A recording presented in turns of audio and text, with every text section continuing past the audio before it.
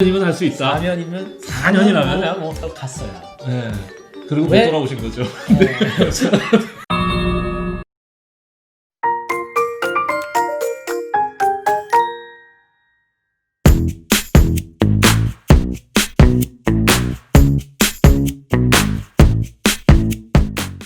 안녕하세요. 네, 반갑습니다. 안녕하세요. 네. 본래 우리 교회에 1년에 한 번 부활주일날 항상 오셔가지고 우리 선교사님이 말씀을 전해주시는데 이번 이 코로나 사태 때문에 우리 선교사님이 그때 한국에 들어오셨다가 다시 스리랑카로 못 들어가고 계십니다. 그래서 오늘 우리가 또 이렇게 만나뵐 수 있는 이런 또 즐거운 자리를 마련하게 됐는데요. 자, 그렇게 매년 우리가 뵙고 있지만 우리 선교사님에 대해서 잘 아시는 분은 많지 않을 거라고 생각합니다. 그래서 우리 하우원 선교사님에 대해서 우리 좀 더 알아보는 시간을 오늘 가져보도록 하겠습니다. 자, 선교사가 되시겠다고 처음부터 계획하셨던 건 아니셨죠? 네, 결심을 한 거는 고등학교 2학년 때인데 어느 날인가 이렇게 기도회 시간이었어요. 학생부 때 기도회 시간에 그 전도사님이 새로운 시대가 돼서 한국교회에서 선교회 사역을 담당할 때가 올 거다. 그래서 그때 예배에 참석하는 우리 모두가 세계로 좀 나갔으면 좋겠다. 마지막에 이거에 응답하고 서원이라고 그러죠. 결심한 사람은 일어나라. 같이 기도하자 그래서 그때 일어났어요. 누가 이렇게 끄집어 당기는 느낌이 있었던 근데 이제 대학에 막상 가니까 제가 품었던 선교사로서 품었던 그런 것들이 잊혀지더라고요. 목회를 나갈 것인지 유학을 갈 것인지 이제 두 가지 정도 있었는데 그때 이제 선교는 없었어요. 없었어요. 그러니까 잊어버렸어요. 국민회 될 때 저한테 멘토 같은 아버지 같은 목사님이 계셨어요. 그 목사님한테 말씀을 드렸더니 그 목사님의 첫 마디가 선교사였어요. 지금 이 시대에 목회를 잘 하려면 선교적인 경험을 해야지 좋을 것 같다. 하전사는 그때 전도사입니다. 하전사는 목회도 좋지만 단기적으로라도 선교를 한번 경험해봐라. 경험해봐라. 그래서 그 목사님이랑 얘기가 돼서 저한테는 아버지 같은 목사님이니까 진심으로 한 충고가 그리고 그 기간이 짧게 4년이라는 이야기가 아주 매력적으로 들리죠. 4년이면 할 수 있다. 4년이면 뭐 나중에 30이니까. 그렇죠. 네. 그래서 갔어요. 네. 그리고 못 왜? 돌아오신 거죠.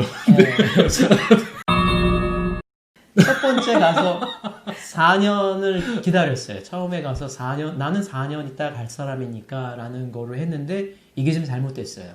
선교지 가니까 그렇게 접근할 곳이 아니었더라고요. 그리고 여기에 내가 이런 생각으로 오게 된 게 잘못됐고 이런 생각으로 오게 된 거를 극복하기 위해서는 장기로 있어야 되겠다. 그런 계기가 있어요.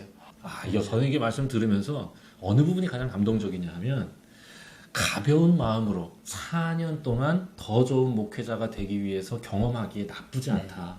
가벼운 마음으로 갔지만 저는 그곳에서 가볍게 접근할 수 없는 곳이라고 마음을 바꾸신 그 땅을 대하는 그 진심을 거기에서 찾으신 여기가 핵심 포인트다. 저는 우리 하선교사님의 어떤 신앙적 양심이 그 땅을 바라보는 태도를 바꾸게 하지 않는다. 그래서 이게 너무 감동적이에요. 제가 전에 이제 선교사님께 말씀을 들었을 때 이제 막바지쯤에 원주민이 사는 동네에 이제 이렇게 선교 여행을 가셨다가 거기서 병이 나세요. 병이 나셔가지고 응급실에 실려갔는데 그때 부르심이 있었다고 들었어요. 네, 실은 그게 좀 컸죠. 그런데 그 얘기해 주세요. 이게 얘기가 길어지는데. 그러니까 그걸 짧게 얘기해 주셔야 되는 거죠, 그거를. 네.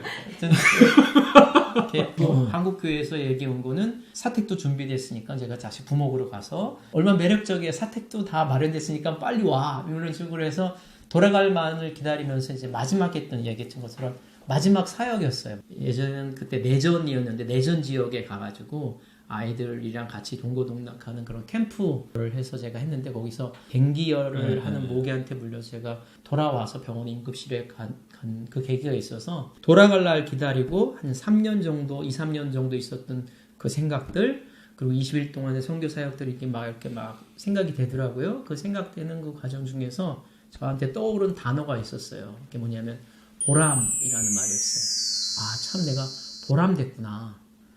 이 정도 마음이면 한국에 돌아가도 나는 행복할 것 같다. 이 정도 마음이면 덜 죄스러울 것 같다. 선교지에 왔다가 원래 다 얘기되고 돌아갈 건데 괜히 죄스럽더라고요. 떠나는 것 같고. 근데 이 정도면 갈만하다 이런 마음이 생겼어요. 근데 그 보람이란 말이 딱 떠올라서 그 다음에 저 스스로에게 혼자 병실에서 그 회복하는 시간이었는데 뭐냐면 이렇게 사는 것도 보람 되겠네.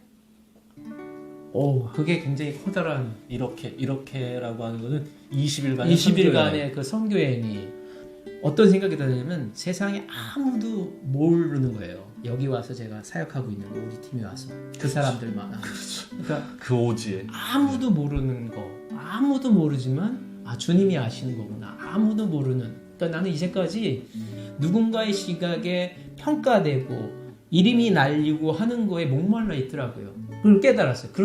그거 아닌 줄 알았어요. 나는 순수하게 목회한다, 선교 사역한다, 순수한 신앙을 가졌다고 생각했는데 그게 아닌 거를 발견했어요. 원래 한국에 가기로 한 거니까 가려고 하나?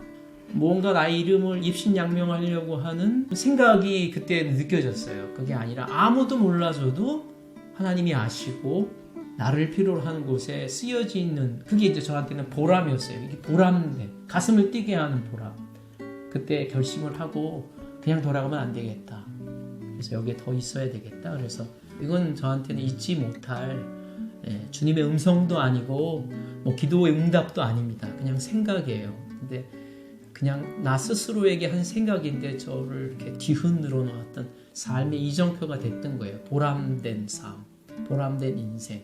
하나님을 믿는 사람으로 왜 내가 살아갈까라는 거에 대한 확고한 답을 준 내용이었어요. 모든 순간들이 되게 감격적이셨을 것 같고 그 중에서 그래도 가장 행복하고 뿌듯하고 아까 말씀하신 대로 보람되다.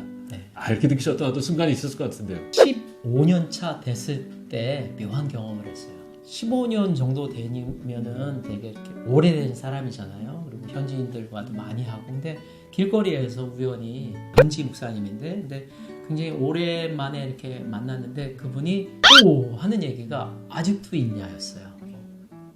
아직도 있냐. 현지인이 아직도 있냐. 그리고 그 얘기를 들었을 때 저랑 같이 늘 동고동락했던 현지인들 목회자들이 있거든요. 그 사람들이 우연찮게 어떻게 공교롭게도 비슷한 시기에 한 얘기가 뭐냐면 이제야 그 계기가 이제야 겨우 선교사 됐구나. 선교사 이제 겨우 입문했구나. 이런 것들이 개인적인 내면적인 거지만 아주 커다란 기쁨이었어요. 한 가지를 뽑자면 그런 거였어요. 정말 이거 너무 가슴이 뛰고 얘기하면서도 정말 가슴이 많이 좀 울컥울컥하는 것 같아요. 자, 그럼에도 불구하고 반드시 또 그 인내와 또 고통의 순간들을 견뎌내야 하는 게 있지 않습니까? 또 기억에 남는 게 있다면 이게 뭐 1년차, 2년차 되면 이제 아주 그 세세한 이야기들, 뭐 사는 이야기, 관계의 문제, 뭐 이런 것들이 있었는데 이제 연차가 제가 오래 되다 보니까 좀 큰 얘기일 수도 있는데 고민이에요. 어렵다기보다는 고민인데 어떤 걸 고민하냐면 이렇게 선교 사역의 끝은 없겠죠. 주님께서 다시 오실 때까지 우리가 가야 되겠지만 저에게 맡겨진 선교 사역의 끝을 생각해야 된다는 과제가 생겼어요. 그 일을 개척하고 선교사들에 의해서 단기 선교사들이 한국에 의해서 그 역동성, 복음의 역동성으로 복음이 전달되어지는 거로 20년 넘게 아주 재밌고 흥분되게 보람되게 왔는데 요즘 들어서 저를 강하게 압박하고 도전해 오는 거는 그 다음이에요. 그 다음을 어떻게 할 것인지. 그때 모아지는 이야기는 자립이에요. 자립이다보다는 이제 자전이 뭐냐면 스스로 전도하는. 스리랑카에 스스로 전도할 수 있는, 선교할 수 있는 건강한 현지 교회를 세워야지 된다는 거예요. 그렇게 해서 이제 달려왔고 지금에는 그 스스로 서서 한국 교회처럼 스스로 전도하고 자립하고 온 세계 선교사역을 할 수 있는 교회로 발돋움할 수 있도록 그 역할을 해줘야지 된다는 그런 이게 쉽지가 않더라고요. 쉽지 않아요. 선교사역이 다 그거 하는 거잖아요. 근데 실제적인 부분에서는 쉽지가 않아요. 그 사람들이 정말로 하나님의 나라에 대해서 꿈을 꾸고 거기에 헌신할 뿐 아니라 자신을 거기에 도구로 완전히 내어 던질 수 있는 어떤 그런 신앙의 이 역사가 일어나겠는가 지금 너무 감동적입니다. 이게 마지막 거합이라고 말씀하시니 정말 우리가 같이 정말 기도해야겠다 이런 생각 듭니다. 저희가 이 일에 동참하기 위해서 우리 지난 일주일 동안 굉장히 열심히 착한 마켓이라고 하는 이 이름으로 열심히 준비해 오고 있습니다. 우리들이 비록 여기에서 살고 있지만 그곳에서 영광스럽게 사역하시는 하나님과 또 선교사님 그리고 현지 목회자들에게 우리의 마음을 담고 싶고 또 우리의 기도가 여기에 있다는 걸 보여드리고 싶어서 기획한 겁니다. 부디 이 소식이 선교사님과 또 스리랑카 선교의 작은 보탬이 되었으면 좋겠다 이런 마음입니다. 자, 그래서 마지막으로 우리 대학교 성도들에게 하시고 싶은 말씀 있으시면 일단 어제 기도 제목을 먼저 좀 나눴으면 좋겠습니다. 하나는 개인적인 기도 제목이기도 하지만 저에게 있어서는 너무 중요한 다시 스리랑카로 돌아가서 선교 사역을 마음껏 할 수 있도록 그 길이 열려달라고 여러분 기도해 주시길 간절히 소망합니다. 정말 중요한 기도 제목이고요. 더불어서 우리 배아 교회를 처음 시작 때부터 이렇게 같이 이렇게 봐왔던 것 같아요. 그래서 기대하는 거, 소망하는 거, 염원하는 것들이 저 나름대로도 있는데 바라기는 여러분의 공동체가 신앙 공동체가 한국에 있으면서 느끼는 거는 사회가 혼탁해지는 것도 같고 혼란스러워지는 것 같고 근데 혼란과 혼탁이 더 가중될수록 빛과 소금은 보석은 더 빛을 발하는 거라고 생각하고 그런 교회가 되길 바라고요. 이 땅에서 하나님의 주신 복음 믿음 안에서 인생을 보람된 인생을 살아가는 그런 일들을 이야기들을 만들어내가는 그런 훌륭한 신앙 공동체가 배아교회가 되기를 간절히 소망합니다. 여러분 아무쪼록 주님 안에서 강건하기를 소망합니다. 자 그렇다면 오늘 우리 선교사님도 뵙고 또 착한 마켓도 하고 그랬으니까 오늘 속해서는 선교에 대해서 이야기를 하면 좋겠습니다. 선교가 쉽지 않은 전도가 녹록치 않은 시대를 살고 있습니다. 기독교가 또 교회가 무엇보다 하나님이 신앙이 좀 무시받는 것 같은 시대입니다. 자 그럼에도 불구하고 이 시대에 우리가 선교적 교회로서 헤어져 간다는 것, 또 우리가 선교의 사명을 감당한다는 것은 어떤 의미일지, 어떻게 해야 선교를 할 수 있을지 이걸 좀 광범위하게 좀 이야기 나눠주시면 좋겠다 이런 생각입니다. 선교가 무언가에 대한 정의도 우리 각각의 속해서 나눠주시면 또 어떨까 이런 생각도 들고요.